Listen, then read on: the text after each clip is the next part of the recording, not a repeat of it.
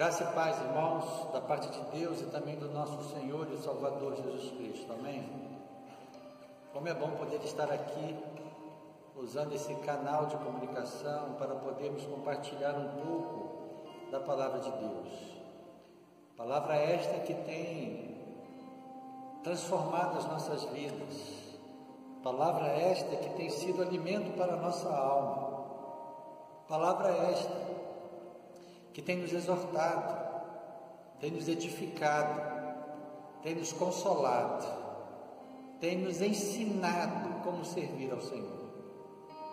E eu separei, queridos, nessa manhã para podermos compartilhar o texto que está registrado lá no Evangelho de Mateus, capítulo 6, do verso 25 ao 34, que fala o seguinte: por isso vos digo, não andeis ansiosos pela vossa vida, quanto ao que haveis de comer ou beber, nem pelo vosso corpo, quanto ao que haveis de vestir. Não é a vida mais do que o alimento, e o corpo mais do que as vestes? Observai as aves do céu, não semeiam, não colhem, nem ajuntam em celeiros, contudo vosso Pai Celeste as sustenta. Porventura não valeis vós muito mais do que as aves?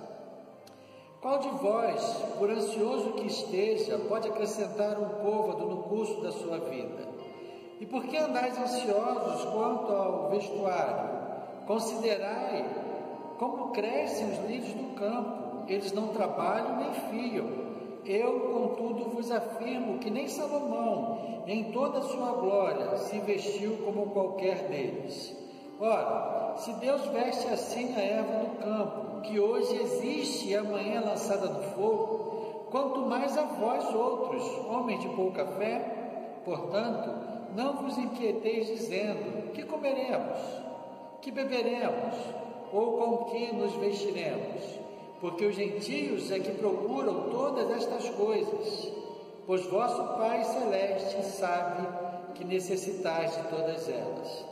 Buscai, pois, em primeiro lugar o seu reino e a sua justiça, e todas estas coisas vos serão acrescentadas. Portanto, não vos inquieteis com o dia de amanhã, pois o amanhã trará os seus cuidados. Basta ao dia o seu próprio mal. Que o Espírito Santo de Deus, queridos, esteja abençoando essa palavra abençoada no seu coração e também no meu. Já deu para perceber que nós vamos falar um pouco sobre ansiedade. Ansiedade é um termo geral para vários distúrbios que acontecem e que causam na vida do ser humano nervosismo, medo, apreensão e preocupação. Então nós olhamos para essa palavra ansiedade e precisamos ter entendimento que essa palavra é um termo usado de forma geral para vários distúrbios que causam em nós nervosismo, medo, apreensão e preocupação. E com isso tudo, queridos, acabamos sofrendo alguns prejuízos por causa da ansiedade. A ansiedade, ela provoca prejuízos na vida da pessoal e também na questão relacional. Somos afetados, pessoalmente falando, e também no âmbito das nossas relações interpessoais. A ansiedade é um mal que está presente na vida das pessoas em todo o mundo. A ansiedade não é uma questão de região, e sim toda a raça humana, todos os seres humanos, eles vivem, quer seja momentâneo ou quer seja um tempo maior, um período de ansiedade. Ficamos ansiosos, queridos, por muitas coisas. Ficamos ansiosos por futebol, ficamos ansiosos por falta de emprego, até mesmo pelo emprego. Ficamos ansiosos, queridos, pelo aniversário, ficamos ansiosos pelo retorno das atividades da igreja pós-pandemia. Ficamos ansiosos e queremos estar juntos, vivendo essa comunhão com os irmãos, regressando às atividades da igreja, para juntos louvarmos e bendizermos o nome do Senhor, para viver essa comunhão que foi idealizada no coração de Deus, para a igreja viver aqui na terra. Mas ao mesmo tempo que estamos ansiosos para o retorno, podemos, ao retornar, ficar ansiosos porque uma pregação está demorando muito ou porque a pregação foi muito rápido. Podemos ficar ansiosos porque o grupo de louvor não cantou aquele hino que eu gostaria que cantasse, ou então cantou aquele que eu não gostava. Ficamos ansiosos, queridos, pela oração que demora, ou então pela oração que não deu nem tempo de respirar porque foi tão rápido. E essa ansiedade, ela tem sido presente na vida de todos nós. Ah, pastor, mas o crente, ele fica ansioso. Eu posso falar para você, queridos, que o apóstolo Paulo, orientando a igreja de Filipe, ele já tinha identificado algum tipo de ansiedade no coração dos membros da igreja. E ali no capítulo 4 de Filipenses, do verso 6 a 9, ele começa a traçar alguns parâmetros para que a igreja controlasse a sua ansiedade, e que, claro, serve para nós hoje. O apóstolo Paulo, na carta aos Filipenses, no capítulo 4, a partir do verso 6, ele fala o seguinte: não andeis ansiosos de coisa alguma. Será que ele simplesmente resolveu escrever isso, ou porque ele sentiu uma necessidade de orientar a igreja por causa da ansiedade? E aqui, queridos, nesses versículos do 6 até o 9, nós vamos ver que o apóstolo Paulo, ele dá aqui alguns recursos para a igreja controlar a ansiedade, para que cada um crente, cada um cristão, tivesse condições de controlar a ansiedade na sua vida. E a primeira coisa que ele coloca aqui é a questão de serem conhecidas as nossas petições pela oração, pela súplica e pela ação de graça. Ele fala primeiro: não andeis ansiosos por coisa alguma, antes, contudo, porém, sejam conhecidos diante de Deus as vossas petições. E aqui Paulo, ele mostra a maneira certa de orar para controlar a ansiedade. Então nós entendemos, irmãos, que o apóstolo Paulo, ao orientar os crentes de Filipe, ele usa parte dessa orientação a fim de que os crentes de Filipe tivessem condições de controlar a ansiedade, ou quem sabe até mesmo vencer. E uma das formas que ele apresenta aqui para controlar essa ansiedade é orar da maneira certa. Então ore certo, meu irmão. Peça para Deus aquilo que você está querendo pedir. Seja sincero na sua oração. O interessante é que o apóstolo Paulo vira e fala: sejam conhecidas as vossas petições. Então faça a tua petição ser conhecida diante de Deus. Se aproxime de Deus e peça para Ele aquilo que você está precisando, aquilo que você entende que é bom para você. Agora faça isso através da sua intimidade com Deus, orando ao Senhor. Faça isso com súplica, naquelas questões que são urgentes, naquelas questões que você entende que não pode demorar. Então suplique ao Senhor, clame a Deus, mas não se esqueça de forma alguma, queridos, mesmo antes de contemplar a ação de Deus na sua vida, não se esqueça de agradecer ao Senhor, porque o apóstolo Paulo fala que orar de maneira certa é fazer conhecidas as nossas petições através das nossas orações, através das nossas súplicas e também através das nossas ações de graças ao Senhor. Então agradeça mesmo antes de ver a bênção sobre a sua vida. E a outra coisa que o apóstolo Paulo deixa claro aqui, queridos, para nós controlarmos a ansiedade na nossa vida, é a maneira de pensar. Pense certo, pense de maneira certa. E aí Paulo vai falar para a igreja, finalmente, irmãos, tudo que é verdadeiro, tudo que é respeitável, tudo que é justo, tudo que é puro, tudo que é amável, tudo que é de boa fama, se alguma virtude há, se algum louvor existe, seja isso que ocupe o vosso pensamento. Então, uma das formas também, irmãos, de controlar a ansiedade da nossa vida é pensar da maneira certa, e pensar da maneira certa é pensar das coisas relacionadas ao reino de Deus, aquilo que é justo, aquilo que é puro, aquilo que é amável, aquilo que é louvável. Pense nisso, ocupe o seu pensamento com essas coisas, que assim você vai controlar, no mínimo controlar a ansiedade na sua vida. Então pode sim o cristão viver um momento de ansiedade, mas o cristão precisa pegar essas orientações e aplicar em sua vida, para não deixar essa ansiedade trazer prejuízos para a sua vida e para os seus relacionamentos. O texto que nós lemos, irmãos, de Mateus, capítulo 6, versos 25 a 34, vai nos mostrar o quanto Jesus também já se preocupava com esse assunto lá na época, do ministério dele. Jesus, ele já sabia que a ansiedade era presente na vida da humanidade. E olha quanto tempo tem isso, irmãos. Jesus sabia que ele precisava cumprir a missão dele, ele precisava se entregar na cruz, ele precisava derramar o seu sangue, ele precisava sofrer, ele precisava morrer, ele precisava ser sepultado. Jesus sabia disso tudo, e Jesus sabia que isso poderia provocar, como provocou ansiedade no coração dos seus discípulos, daqueles que Cristo estava preparando para dar continuidade à missão que ele estava ali fazendo, que era a instituição da igreja.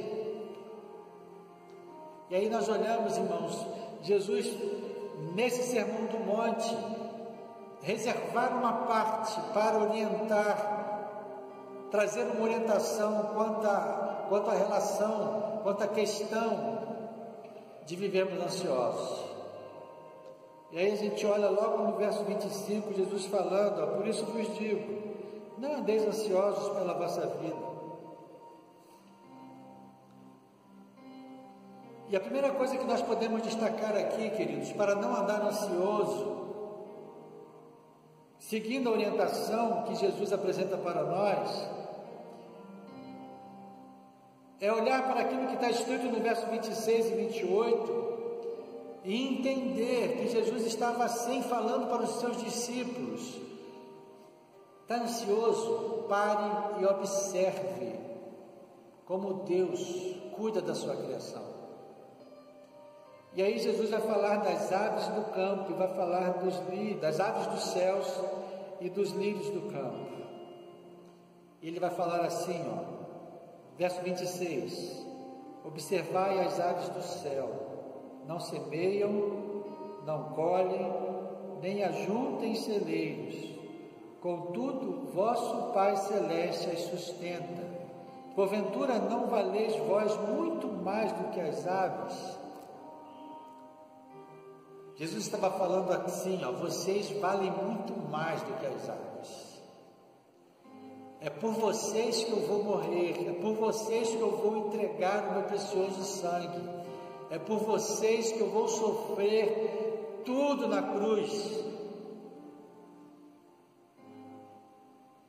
Irmãos, nós precisamos olhar para essa orientação de Cristo, precisamos olhar para essa orientação do Evangelho de Cristo e entendermos que para controlar a ansiedade na minha vida eu preciso observar aquilo que Deus tem feito, aquilo que Deus já fez, aquilo que Deus tem feito, aquilo que Deus vai fazer. E existem várias coisas que nós podemos observar. O simples fato, queridos, de podermos respirar um oxigênio, quer seja ele poluído ou não, quer seja ele puro ou não, mas você tem um oxigênio para respirar, e é isso que te mantém vivo. Uma das coisas que a pandemia tem causado e tem afetado o ser humano é a respiração, os pulmões. E aqueles que foram infectados e sentiram na pele o que é ter dificuldade de respirar, sabe o valor que tem o oxigênio, o valor que tem o pulmão, porque se eu respiro, é porque o meu pulmão está funcionando. E isso é belo.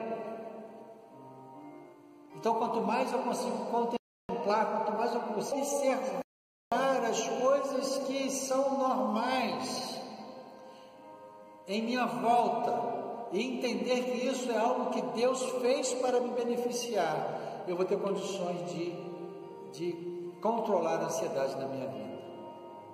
Não andeis ansiosos, observe as aves, observe os lírios. Deus cuida deles, muito mais vai cuidar de vós.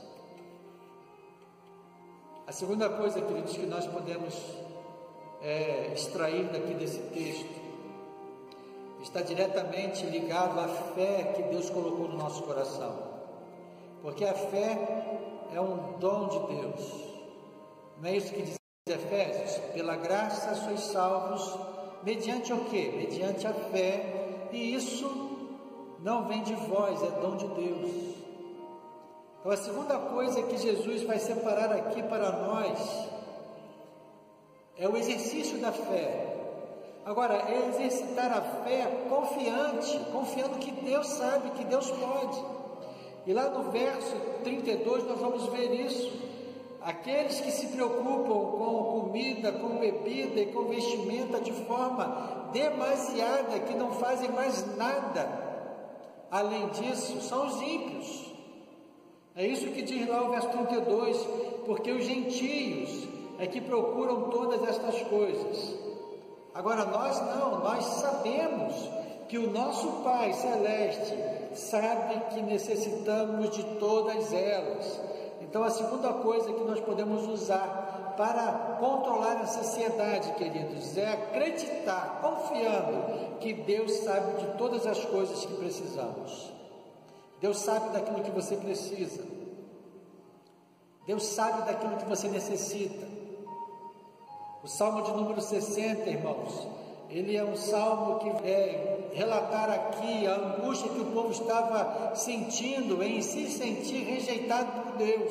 Tanto que no verso 1 do Salmo 60, o salmista Davi, ele vai colocar aqui: ó Deus, tu nos rejeitaste e nos dispersaste.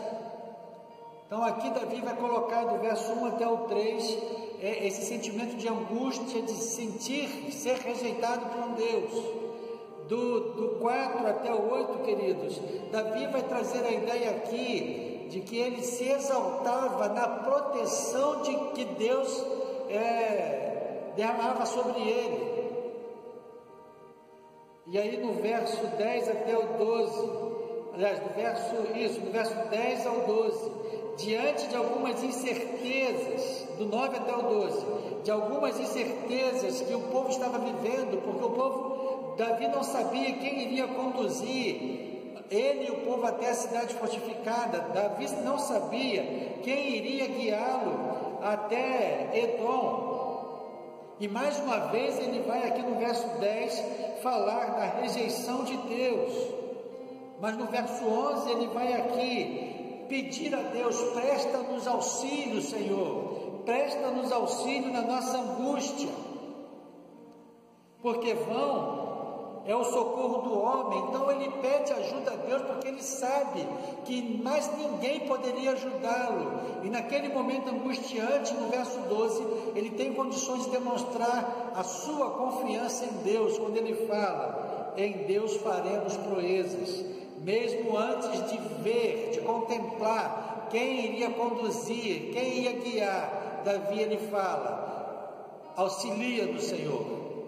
E com esse pedido ele sente no coração: nós vamos fazer proezas, nós vamos chegar na cidade fortificada, nós vamos chegar até Edom, nós vamos fazer aquilo que Deus já havia prometido para o povo de Israel lá atrás. Então, queridos, vencemos a ansiedade, acreditando e confiando que Deus pode todas as coisas na nossa vida. Deus pode todas as coisas na sua vida, querido. Creia nisso e confie nisso. Espere confiantemente pelo Senhor, somente pelo Senhor. Deposite a sua esperança, confiando que Ele faz todas as coisas. A terceira coisa, irmãos, que nós separamos aqui, está no verso 33. Buscai, pois, em primeiro lugar o seu reino e a sua justiça, e todas estas coisas vos serão acrescentadas. Jesus aqui, ele fala para os seus discípulos, em meio a tribulações, em meio a angústias, em meio a perseguições, em meio a perdas, em meio às aflições da vida, busque em primeiro lugar o reino de Deus e a justiça dele. E aí, irmãos, a gente observa que na minha vida pessoal, na minha vida familiar, na minha vida acadêmica, na minha vida profissional, onde quer que eu esteja, em qualquer ambiente que eu esteja, eu preciso priorizar Deus na minha vida. Mas pastor, como é que é priorizar Deus na vida? Obedeça as orientações do Senhor. Quer ver uma coisa? Na vida familiar, você que é esposo, ame a sua esposa, ame incondicionalmente, porque Efésios vai falar isso, que o nosso amor como esposo precisa ser o mesmo amor de Cristo pela igreja. Então é um amor incondicional para a esposa, seja submissa ao amor desse esposo. Olha como esse esposo te ama, então seja submissa, ajude ele a te amar mais. Aos filhos, honre seu pai e sua mãe. Quer buscar a Deus em primeiro lugar, filhos? Honre seu pai e sua mãe. Respeite seus pais, cuide de seus pais. Aproveite a oportunidade que Deus está te dando para você viver essa prioridade na sua vida.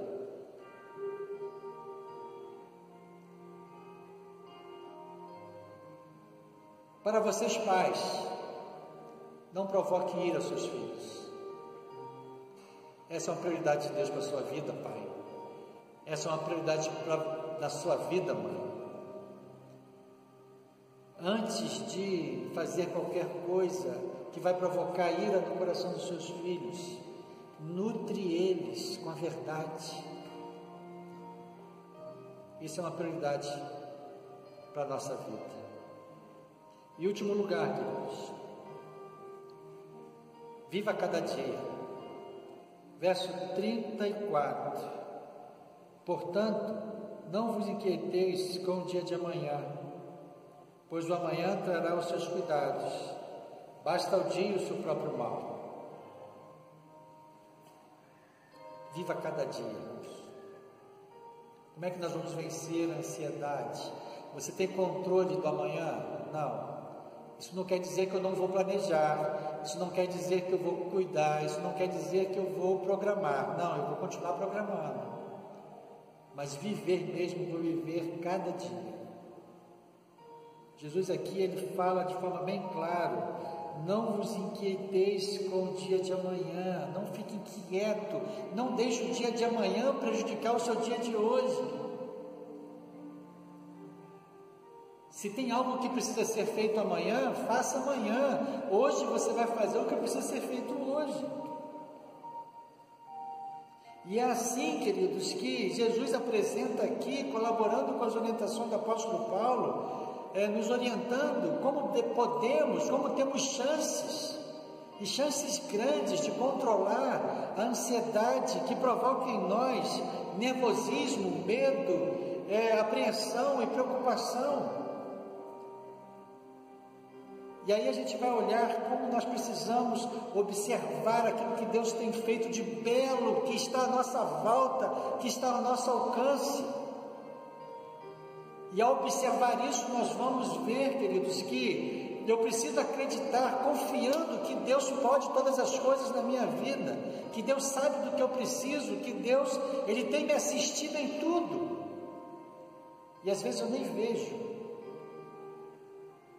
E é claro que eu não vou me esquecer, queridos, de que eu preciso priorizar Deus na minha vida familiar, na minha vida na igreja, na minha vida no trabalho, na minha vida na escola, na minha vida na rua, na padaria, na farmácia, no mercado. Priorize Deus em tudo. Viva os seus relacionamentos priorizando Deus. porque assim as preocupações que teríamos, Deus vai suprir. E a outra coisa, queridos, viva cada dia. Viva cada dia. O amanhã está fora do nosso alcance. O hoje não, o agora não. O agora está dentro da nossa possibilidade. Quer ver uma coisa? A ansiedade causa cansaço. A ansiedade nos sobrecarrega. A ansiedade desgasta. E aí quando Jesus, ele falou: venham a mim, todos vós que estão cansados e sobrecarregados, e eu lhes aliviarei. Ele estava pensando nisso. Vinde a mim, vós que estão sobrecarregados com ansiedade, com preocupações. Vinde a mim. E isso é para hoje, é para agora. Nós não podemos deixar de aceitar esse convite. Vou deixar para amanhã. Não, amanhã não nos pertence. O que nos pertence é o hoje, é o agora. Então, tome essa decisão, faça isso. Está cansado, está sobrecarregado, a ansiedade tem assolado a sua vida, você não tem conseguido contemplar o belo, você não tem conseguido acreditar confiando, você não tem conseguido buscar a Deus, você não tem conseguido viver a cada dia. Vá até Cristo, que Ele vai te aliviar e vai te dar condições de contemplar, observar o belo, vai te dar condições de confiar nele, de acreditar nele, que vai te dar condições de buscá-lo em primeiro lugar na sua vida, e assim você vai viver cada dia plenamente a vida que Cristo tem te dado, que é abundante. Não perca a oportunidade, irmão. Não perca a oportunidade, meu amigo. Não perca a oportunidade. Aproveite. Cristo está à porta. Abre a porta, que Ele quer entrar e Ele quer ter comunhão contigo. Que Deus esteja nos abençoando, irmãos. Que Deus esteja nos vivificando em tudo. Não somente hoje, né? Mas para todo a nossa vida. Que Deus lhe abençoe, que Deus te conceda forças para perseverar naquilo que nós compartilhamos nesta manhã. Amém? Que o Espírito Santo de Deus esteja te auxiliando e te guiando em todos os dias da sua vida. Amém.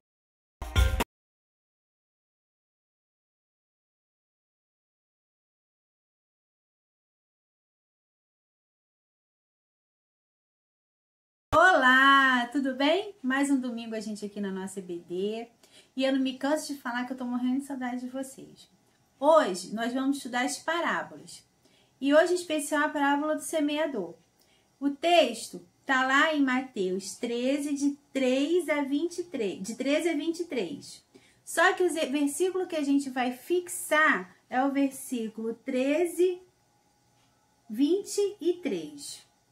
Enquanto vocês estão achando aí, eu vou orar, tá? E depois você lê a parábola todinha em casa. Senhor, muito obrigado por mais um dia, mais um domingo, nós aqui reunidos. Que o Senhor continue abençoando a nossa casa, a nossa família, nos guardando e nos livrando de todo o mal. Nos dá uma EBD onde a gente pode compreender a sua palavra. Em nome de Jesus, amém. E aí, acharam? Vamos ler o versículo? Fala assim: mas o que foi semeado em boa terra é o que ouve a palavra, a compreende, este frutifica e produz a 100, a 60 e a 30 por 1. Mateus 13, 23. Então, essa parábola, ela vai falar sobre a semeadura, né?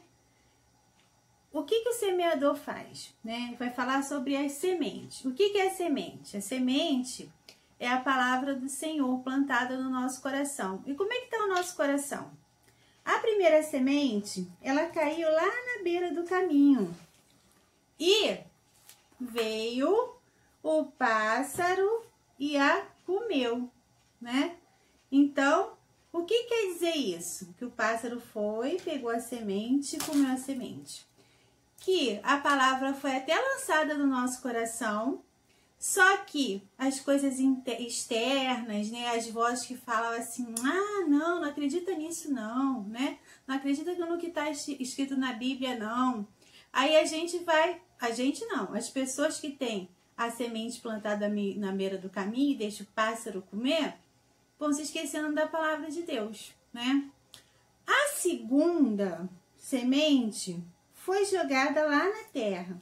Ela até brotou, né?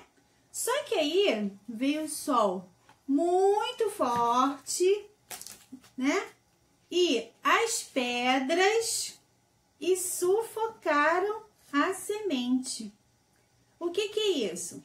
A gente escutou a palavra de Deus, né? Ela brotou no nosso coração, só que a gente não pratica ela, né? Então as pedras, o que é isso? O que são as pedras? A gente não lê a Bíblia, a gente não vai na escola dominical, a gente não ora, a gente não pratica o que faz. Então as pedras vão crescendo, né? E aí a semente, ela não cresce.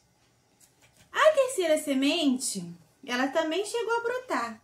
Só que aí vieram os espinhos e a cobriram. O que é isso? A semente veio, brotou no meu coração, só que os espinhos, eles foram sufocando ela. O que é o espinho? O espinho é eu estar lá com a sementinha querendo brotar, mas fazendo pecado, não querendo saber das coisas de Deus, olhando mais para as coisas do mundo. Então, essa palavra ela não vai crescer, né? Essa semente não vai florescer, porque o espinho sufocou ela.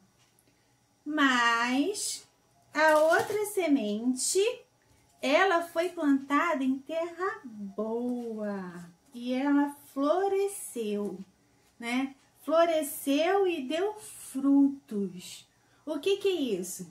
Eu plantei a semente no meu coração, eu cultivo a palavra de Deus, eu vou na igreja, eu leio a Bíblia, eu oro e eu pratico o que eu leio ali.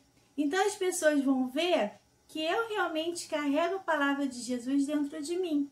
E isso vai dar frutos, que as outras pessoas vão ver que eu estou praticando a palavra de Deus nos meus atos, no meu falar, no meu caminhar. Então, nosso coração aqui, ele foi uma terra boa. Então, essa é a parábola do semeador. Vocês gostaram dessa história? Que está lá nos evangelhos. Jesus, ele ensinava por parábolas, que é mais fácil para a gente entender.